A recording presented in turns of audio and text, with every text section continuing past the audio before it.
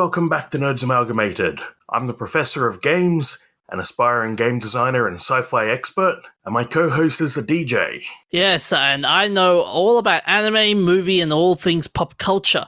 I am just a critical yet harmless fanboy. I wouldn't say harmless, really. Well, I haven't done anything spectacular.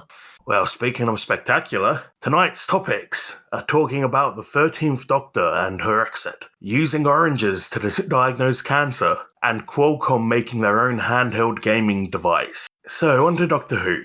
I know you're not a watcher, DJ, but did you watch any of Jodie Whittaker's episodes? I saw the season that had the Master in it, especially the one about when they revealed the origin story of the Doctor. Oh, and it was basically just a PowerPoint? Yeah.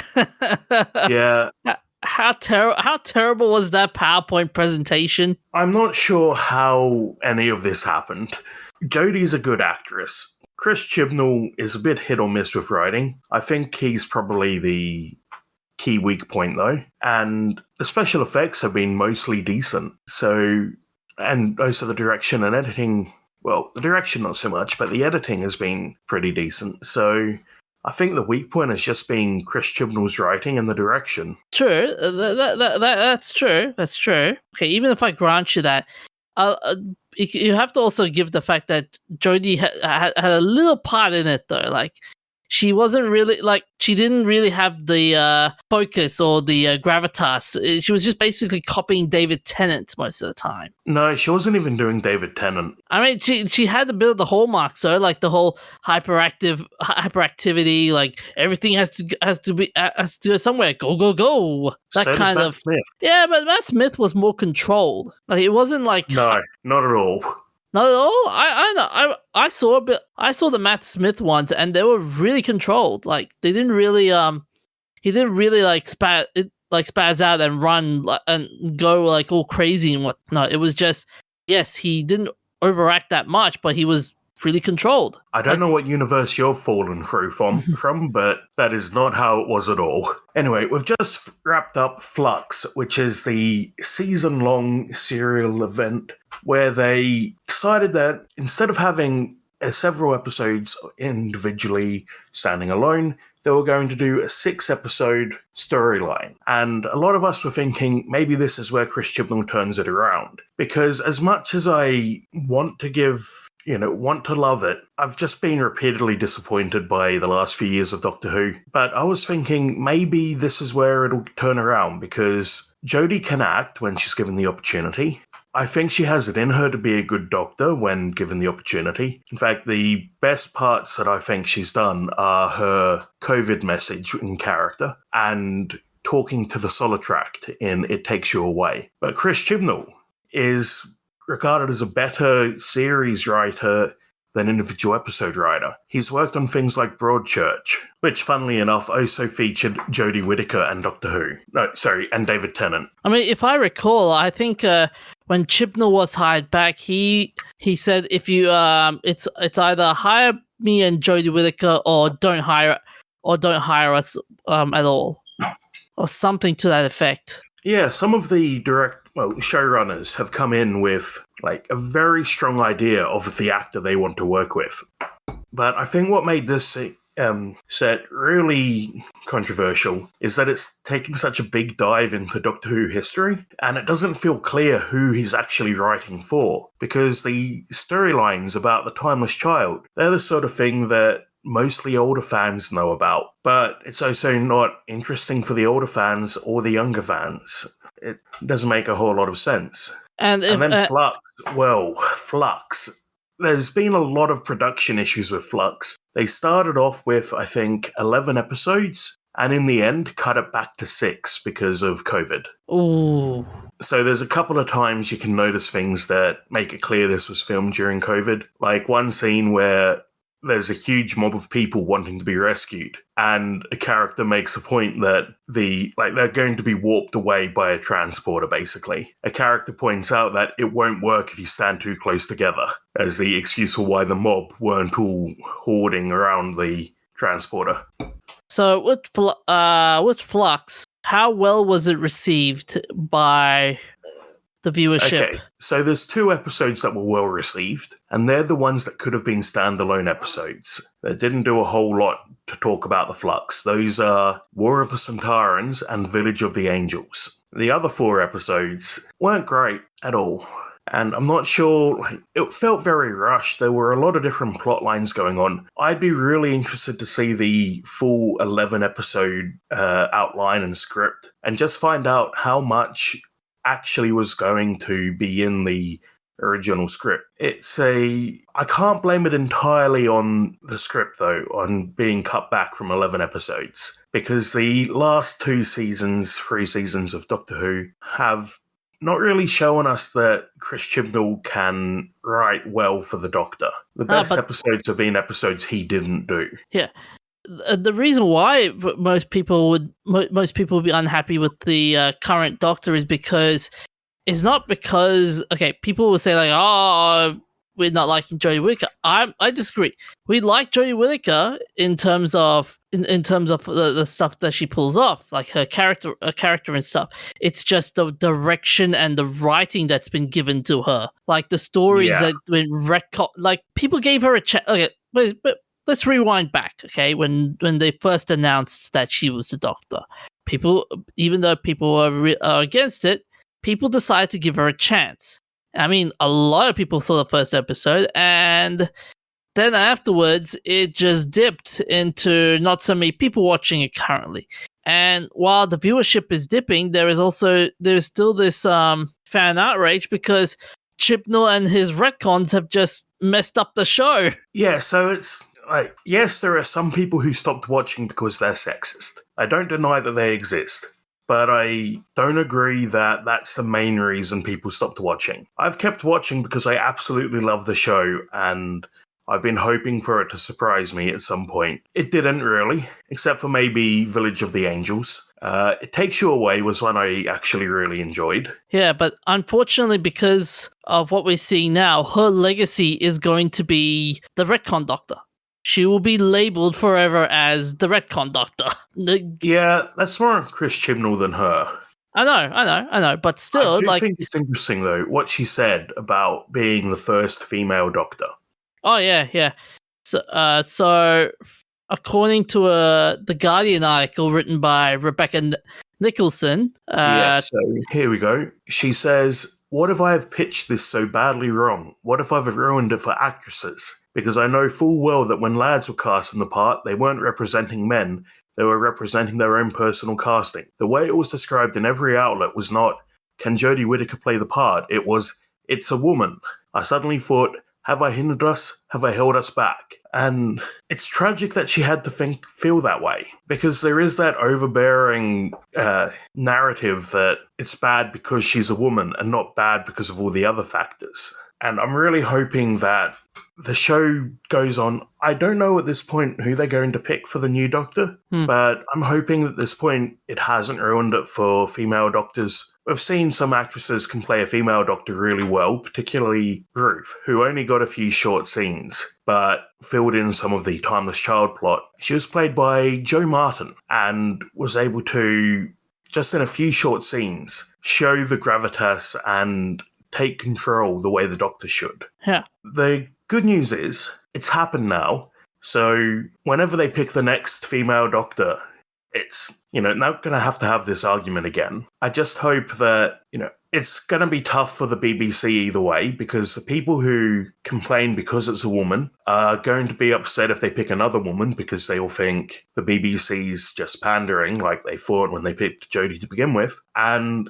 if they go back to a male Doctor, they'll say, look, the BBC's admitted they're wrong. It's a bit of a lose-lose scenario. But here's the thing, though, like, of whoever does the next Doctor, it won't, the guys behind the Doctor Who productions, it's going to be, it's going to be changing hands anyway, so... It is.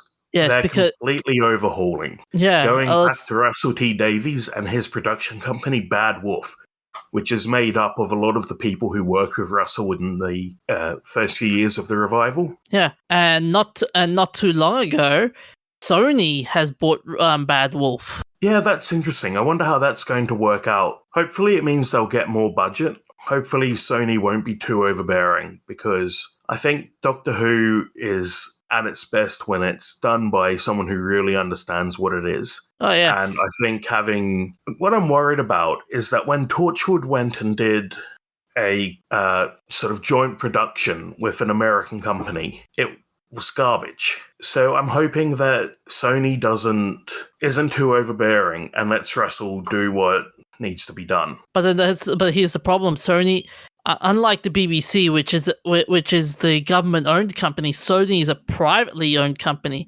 and they will have their own set of expectations, like how to make the show marketable, sell toys, start wooing the fans again, and yeah. So they'll have their own expectations. Yes, I'm worried about that as well. So whatever direction they're gonna go with Sony gonna go, it might rival again. It might affect the BBC in terms of viewership as well. So it's gonna be a very complex game. But I think the first thing they need to do is try and win the fans back and try and respect the audience again, because I think that's what's lost during the Whittaker era. Oh, so Chris Chibnall was really bad about show don't tell. Like, Doctor Who has always had a lot of talking and a lot of explaining things, but Chris Chibnall was really bad about it, especially with things like Ryan's dyspraxia. He'd bring it up every now and then and be like, hey, I'm dyspraxic, but then it never actually affected him. Like, there's a scene in the second episode of Jodie's first season where he grabs a gun and shoots down a bunch of robots, like running around shooting them. And his dyspraxia doesn't affect him at all, but we see in the first episode there's a few scenes where it does affect him. And it really felt very inconsistent. So, for the uninitiated, what is dyspraxia? It's a condition affecting your coordination. Okay, and how bad can it get? I actually don't know. I can see from the NHS page, it says that it affects your coordination, balance, and movement, how you learn new skills, think, and remember information at work, at home, your ability to write, type, draw, and grasp small objects. So the right way to do a disability is to not, make a big deal about it and just have the character dealing with that disability as they go through the plot. But Chris Chibnall just had Ryan being like, hey, I'm dyspraxic, but then never actually having to deal with it, except for a couple of scenes where he decided, right, this is the one where the dyspraxia actually affects you. He goes from not being able to ride a bike to being an absolute master gunman in the space of an episode, and then says that he's good at guns because he played COD. Oh, that's are they trying to do the whole video games are good at stuff? No, they weren't trying to say anything about that. If Chris Chibnall was trying to say anything, you knew it. Because there's an episode where they go to future Earth, it's called Orphan 55. Oh, and yeah. they land on this planet, and it's a wasteland filled with monsters that breathe CO2 and hunt and kill the humans. And aliens, because they're not all human in that episode. And then at the end, the Doctor's like, this is Earth with global warming. It's not too late to stop it. I and saw in that. the episode dealing with mental health, right at the end, Ryan basically looks at the camera and says, mental health's an issue. Check on your mates. Oh, that sounds so blatant. Yeah, Chris Chibnall isn't very subtle. It felt the way you say it. It sounds like it's they're trying to make an ad out of it. Like, yeah, it really feels like they're just making a PSA. On. Yeah, and it feels tacked on and doesn't work at all. And that's the thing. Like with most of the Jodie Whittaker stories, they're not like going out of space and exploring the deepest, darkest parts of space and whatnot. Like when you looked at Tennant era, the Smith era, and the Capaldi era, it was basically, okay, we're gonna go out to various parts of space and check out all these cool and dark and interesting stuff. But no, in the Jodie Whittaker side, it was basically, let's go back to Sheffield, old England, all the time traveling stuff, which was basically the most controversial parts of history, mind you, and let's just make it into a yes, see, this is what happened back in the day, and we must never be like it. And we're telling you not to be like it, even though we are not leaving the audience to make up their mind. Okay, I feel like you haven't watched much Doctor Who, and I know that because you've told me. Yeah, But they spend a hell of a lot of time on Earth in every Doctor Who series. Because space is expensive, so they never really got around to going off Earth as much as you'd think they would. Yeah, that's true. And then in Flux, which, real world issues got in the way there. Everything was centered around Liverpool. Every character was from Liverpool. Almost every episode was in Liverpool. That happened on Earth was in Liverpool. Yeah, and it's just like, really? The whole world is in danger. The whole universe is in danger. And it's going to be saved by, 3 people from Liverpool. At least it did handle the disabled character better. She doesn't get many scenes, but there's a woman who is missing an arm. And when she picks up a gun and is a crack shot with it, she doesn't say, I play COD. She says, I play laser tag, which is a much better reason why she'd be good with guns. It is a laser gun, so she doesn't have to deal with recoil. Yeah, it's much more believable as well. Yeah, so Chris Chibnall's just not being great, and I'm really looking forward to what happens next.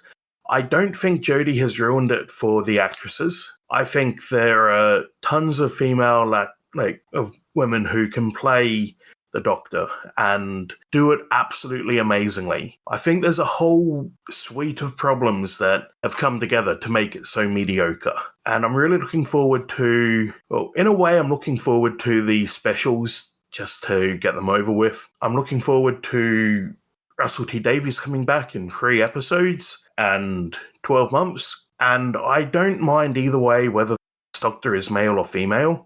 Just make sure they're the right person for the job. Oh yeah. I agree with you there on that sentiment. Like with the next Doctor, like even if it's a man or woman, I just hope they have the gravitas to go, yes, it's an honor to play as the Doctor and treat it with respect. And I just hope Russell gets a good set of writers and stuff to competently write a good episode. Well, I'm hoping that coming back with Bad Wolf is going to fill in a good portion of that. Yeah.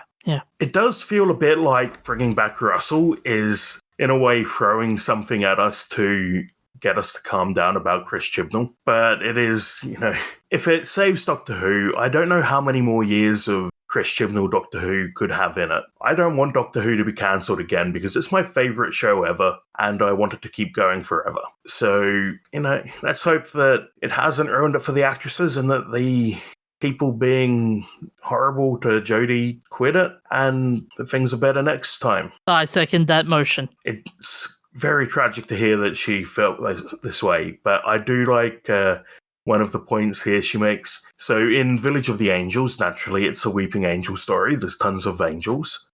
Mm-hmm. Jodie says that when she was on set and she'd forget which ones were actresses and which were statues and just be in between takes, and then one of them would move and she'd jump. So our science topic for tonight is a new cancer diagnostic tool invented by an Australian scientist. Now, I've already said it uses oranges, but that's not what I would have been expecting. But this is a special kind of oranges. Rotten oranges.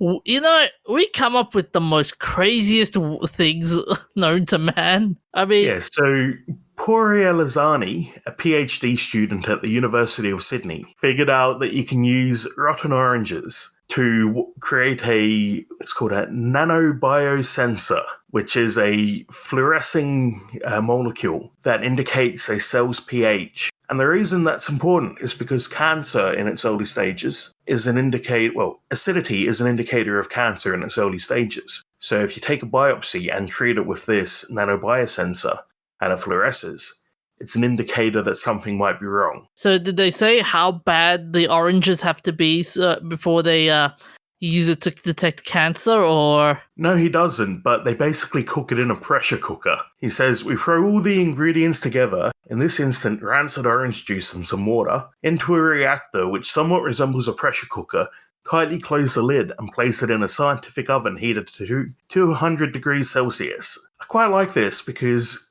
rotting food is a major source of methane, and this takes away the rotting food and processes it into something else. So it would be a way to help reduce methane emissions from landfill, use up food waste, and produce medical products. I wonder what other foods we can use for medical treatments.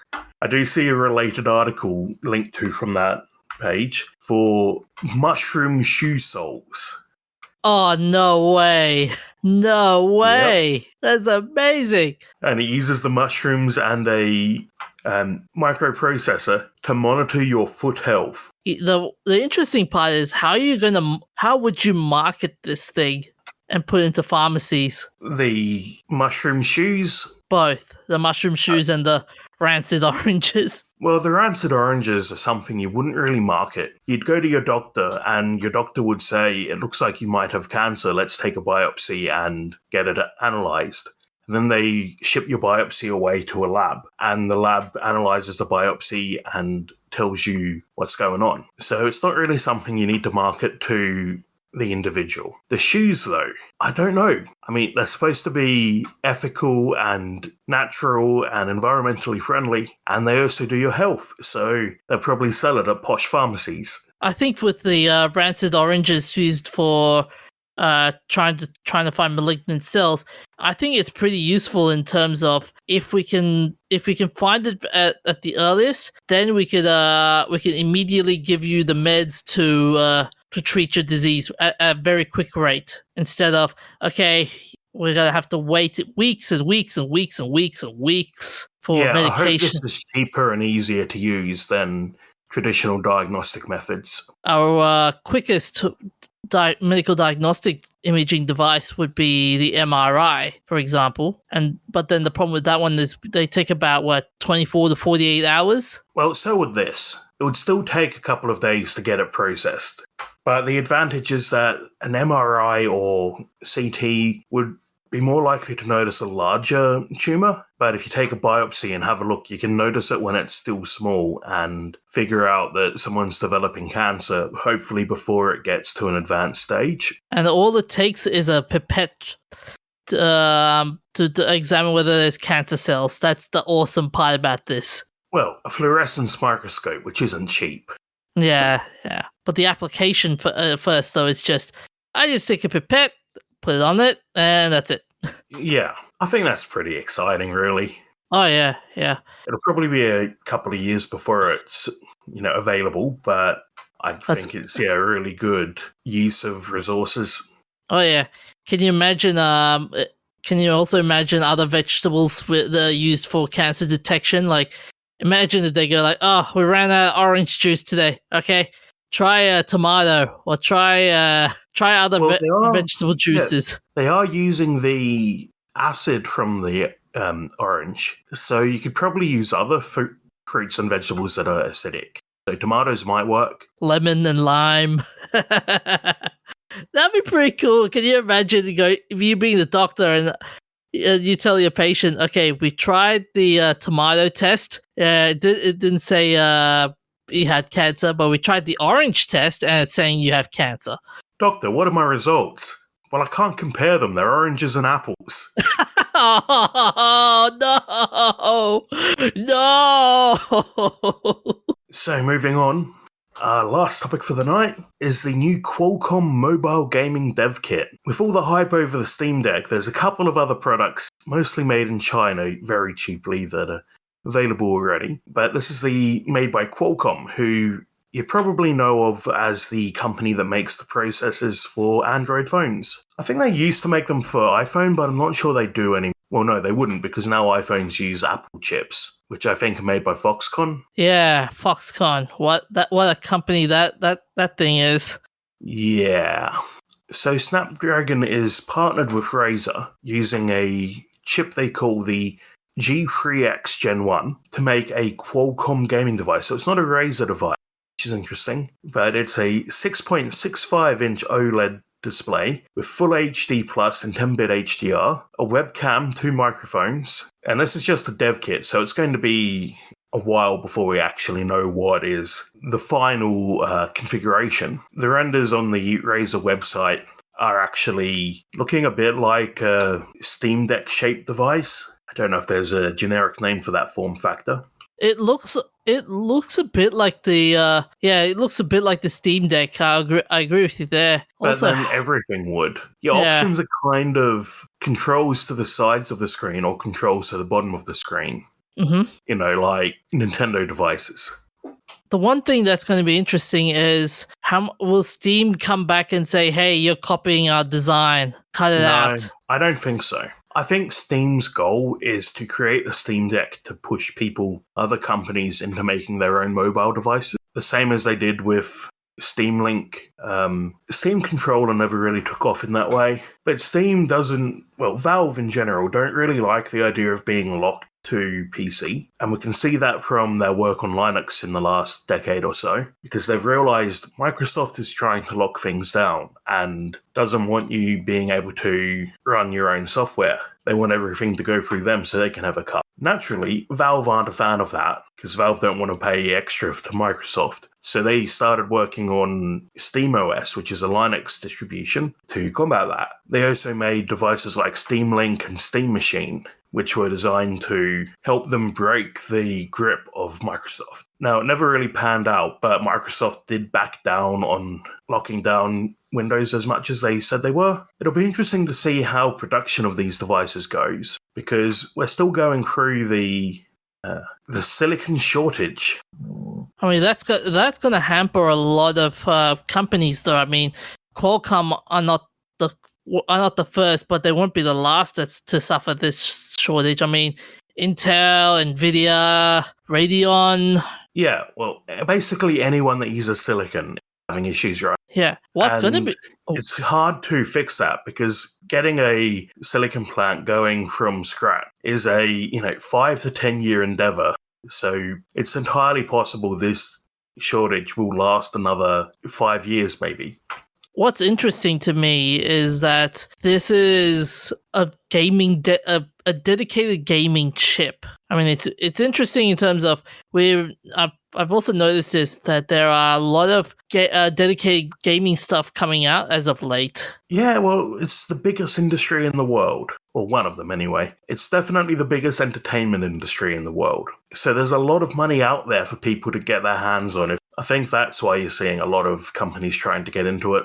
But so from a game developer's perspective, this new dev gaming chip, will it consequently help you in the long term, or hinder you from an aspiring game dev's perspective? The biggest pain will be compiling for it. So with devices that use x86 or x64, I know that the engines I'm using are going to support that anyway. The difficulty is, if this is running on a custom architecture, it's probably running on ARM. I haven't figured that out yet. But whatever it's running on, if it isn't supported by the engines, it's not going to be easy for your average game developer to make a game for it. And a device without games isn't going to sell. But then Steam Deck is, I think, going to be an ARM chip. Oh no, I'm wrong about that. It's an AMD chip running an APU, which is x64. So most game engines will already support x64. It's the same reason why you can't run most phone apps on PC. So phone apps are compiled for ARM, and your PC is most likely running on x64. So to run a phone app on your PC, you need to run some sort of emulator. Apple worked around that because they decided the easiest way to deal with, as a side effect of making their own chips, is that they now make chips for their PC, their laptops, PCs, and mobiles. And they're all the same architecture. So you can take code written for an iPhone and just slap it onto a MacBook, and it works. The issue is you can't run x86 and x64 on there natively, so then they have their own thing called Rosetta to let you do that. And then the performance isn't always the best because you've got an emulation layer in place. It's not optimized for that architecture. The M1 architecture is actually quite different to the x64 architecture. Ultimately, it's a very complicated issue, but it's for people who are a lot better at programming than I am. That's fair. That's fair. They'll start off by writing a interpreter. So I don't know what architecture this Qualcomm device is yet, but to release games on it, to develop the engine, you'd basically start off by porting a language to it, probably C++. You'd write a compiler. If it's a standard architecture like ARM, there will already be a compiler, but then you'll need to tweak it to get the best performance, optimize for the specific architecture of the G3X, support any special features it might have. Then someone will write an operating system that will go on that. Probably Qualcomm or Razer will be doing this stuff. They'll make an operating system that will load the games, and I'm expecting, just wild guessing, probably going to be an ARM chip running Android. So they'll port Android to it, which won't be too hard, but again, optimization and development. Yes, they do actually say it will be running Android. I've in the article. And then if you want your games to run the best on it, you then need to compile your games targeting a G3X to make sure they take advantage of the G3X optimizations. It does seem like they aren't targeting a direct competitor with Steam Deck, though, because by running Android, they can't natively run x86 or x64, which means they probably won't have the performance to run most games directly on the console. And they do say in the article that it'll be streaming from cloud gaming and your home PC. So maybe they're trying to rival against the Nintendo Switch with all this, with all the chipsets and whatnot. Yeah, that's an option. I'm not sure who makes the Switch CPU. Tegra-based, which is NVIDIA, but I'm not sure who actually manufactures that CPU. It's a quad-core Cortex A57. Yeah, so it's ARM-based. Yeah, NVIDIA Tegra. It's an NVIDIA. Yeah, but NVIDIA doesn't own the fabs. Qualcomm doesn't actually own their own fabs either, really. So anyway, I think we're getting a bit lost in the weeds. Yep. I'm looking forward to this device. I'm not sure it will be great, though. I think it will rely on the support of the cloud gaming and streaming, and there's no guarantee that will be great, but you will be able to play mobile games on it, so you can play mobile Fortnite or mobile PUBG, and those are huge in Southeast Asia, so it's entirely possible that that's where they're targeting this device. With this chipset, we might be able to play emulators as well. Yeah, someone will eventually port an emulator to it. There are already emulators on Android, and they all run. They might not run the best, so it might take a while to get the best performance because someone will need to optimize it. We'll see how it goes, I think, but I wouldn't be surprised to see this turn into an emulation device. So we'll take a short ad break and then be back with our shoutouts and events of interest. So DJ, are you into chess? Sometimes I'm into chess. Well, we're talking about Magnus Carlsen, who, as a 5-year-old, would have probably been able to beat you. And most certainly if you only play chess sometimes. I think he became a grandmaster at 14. This guy is an absolute legend. And he's just won the World Chess Championship again. He's held the championship since 2013. Damn. And broke a record for longest match in the final match of the championship. So in the 6th match against Ian, I saw how to pronounce his name the other day, but I'm going to get it wrong, Neponanachi. It took him 136 moves and nearly 8 hours to beat... Sorry, it's not Ian, it's Jan. Yep, it took 136 moves and 8 hours, exceeding the previous longest game, 124 moves, during the 1978 match between Karpov and Korchnoi. And it's the first World Championship game that hasn't ended in a draw in 5 years. That is a record. Yeah, Magnus is just insane. Here's an interesting one for you. But you just spoke about the longest chess game Magnus won. Have you heard about the shortest chess game Magnus won? No, I haven't. So there's a game where he versed against Vidit Gujarati, and he just beat him in 5 moves. Ooh. And that's a mistake.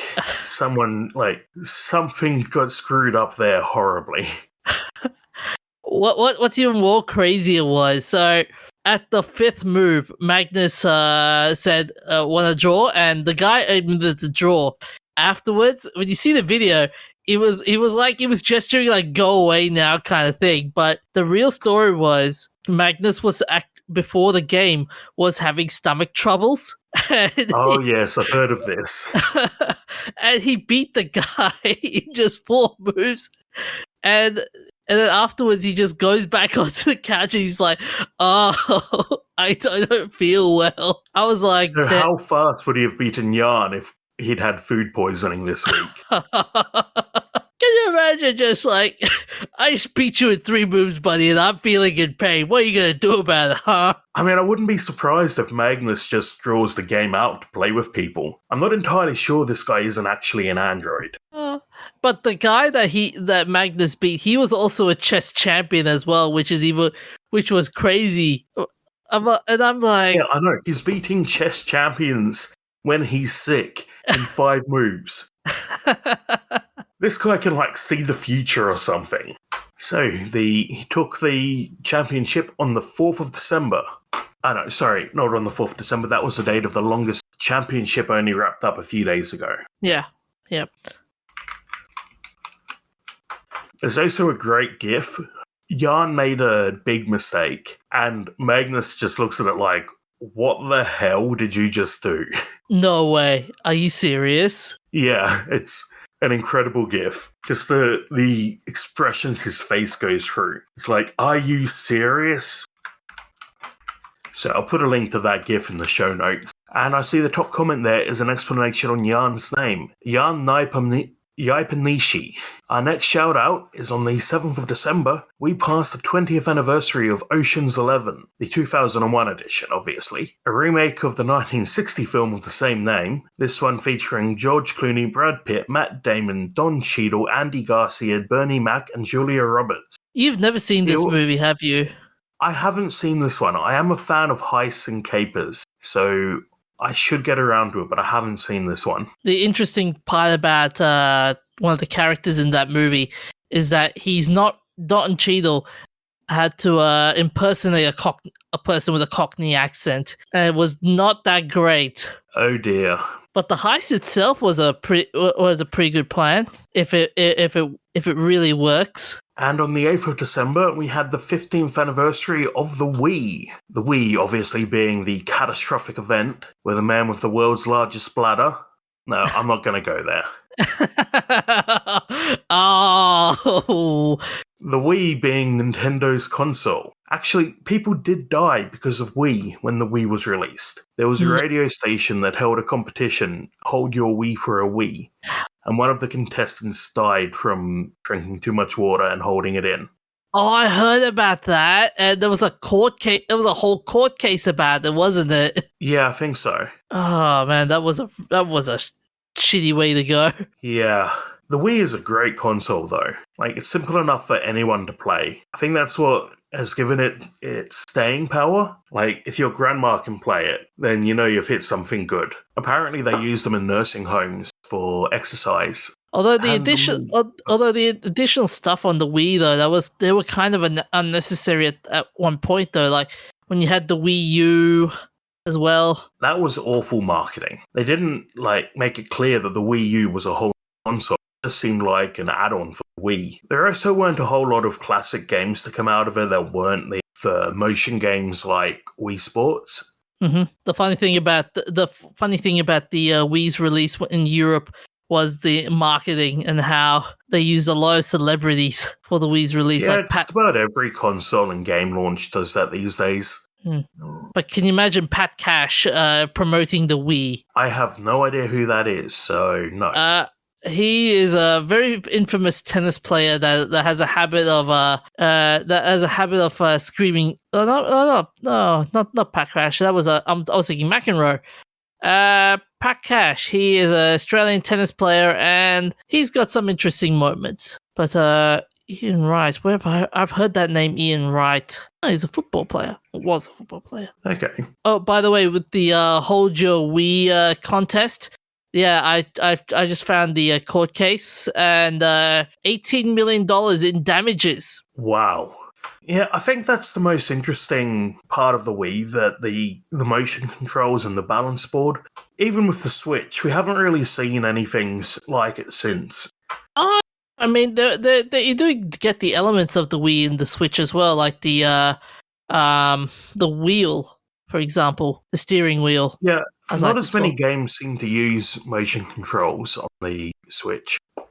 Except that's true, but I think it's more. I think that one is more targeted at the fitness kind of thing, and I mean, we haven't seen much. There hasn't been much driving games except for Mario Kart that's used the Joy-Con wheel, has it? No, I don't think. Well, serious driving sims like Gran Turismo and Project Cars and all of that don't really release on Nintendo consoles, and I don't think that the motion controls would do much for them because the sort of people who are into Gran Turismo either happy playing with a controller, although a motion controller might not have the calibration to do it. I'm not sure exactly how good the calibration for the motion controller was. It's been many years since I've played a Wii, but the key issue is people who are seriously into racing games have their own wheels, like with a mechanical sensor. They're not just floating in air. Yeah. So for our last topic tonight, the Wacky movie.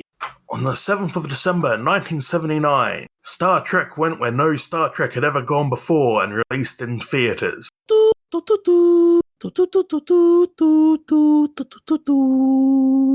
not sure you've got the right music there. Well, it's technically this is sort of the intro to Star Trek. Yeah, you're pretty tone deaf though, so Oh, really? you're all over the place there.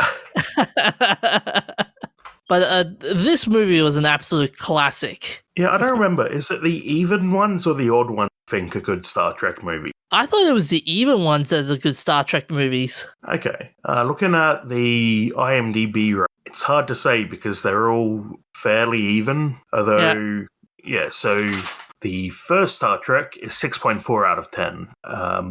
Star Trek 2 is 7.7. 3 is 6.7. 4 is 7.3. So yeah, it's the odd ones. No, sorry, the even ones that are good. Yeah, even TV tropes say that as well. They call it the Star Trek movie curse. Yeah, it must have been so exciting to see this, though. I imagine it was something like something as near as exciting as it was for me to see Dune. Oh yeah, and there were so many. There are so many interesting facts with this movie release. I couldn't fit them all into the show notes. A couple of them. So, for example, William Shatner, who saw the completed film for the first time at the world premiere, was struck by the overall sluggishness of this film and was convinced that Star Trek franchise died there and then. He opined. Oof. He opined, "Well, that's it. We gave it our best shot. It wasn't good, and it will never happen again." Recalling his initial reaction 15 years later, he added, "Shows you what I know." Yeah, I'm glad he was wrong about that. Yeah. And there was another one. The cast hated the uniforms, which required assistance in order to be removed. In particular, William Shatner had started to wear a corset in the 1970s, the lines of which could be seen visible underneath his uniform in certain scenes. One of the cast's conditions for returning in a sequel was to have new uniforms, which led to the creation of the red tunic uniform seen in later films. I like that the studio decided that the ending was too ridiculous, and Gene Roddenberry had an argument with them, and they decided, right, let's go ask Isaac Asimov. It's like, let's go to the smartest man in the room. Hey, Isaac, what do you think? Yeah, Isaac thought it was good, and his main change was that the word wormhole was, and that it should be a temporal tunnel. And here's another one for you. This was Gene Roddenberry had first proposed a Star Trek feature at the 1968 World Science Fiction Convention. This film would have to be set before the TV series, showing how the crew of the Enterprise meet. This was later used in Star Trek 2009. I also see that this is the first movie tie-in Happy Meal toy. Oh yeah, that McDonald's did. And this was also the one that had Marvel Comics as well appear in it. So interesting fact: Marvel Comics did a 3-issue adaptation of this film to kick off their new Star Trek comic book series. In this adaptation, there was a sequence of V'ger's memory wall that differed from Spock's trip outside the ship in this film. It appears Marvel was using the original script as the basis for the adaptation and didn't know the memory wall scene has been scrapped. It first appeared in its entirety as the Marvel Super Special for December 1979. They also created smoke for one of the special effects by wrapping aluminium foil around an actor's arm, hiding it under his uniform, and dripping ammonia and acetic acid onto the aluminium to generate smoke. No. Oh, that must be painful. Yeah, they did burn the actor at one point. Oh. It also features the Deltans, who are highly sexual beings. The navigator, Ilya, has an oath of celibacy because no human could survive a sexual encounter with a Deltan. Jeez, Gene Roddenberry, go to horny jail, do not pass go, do not collect $200.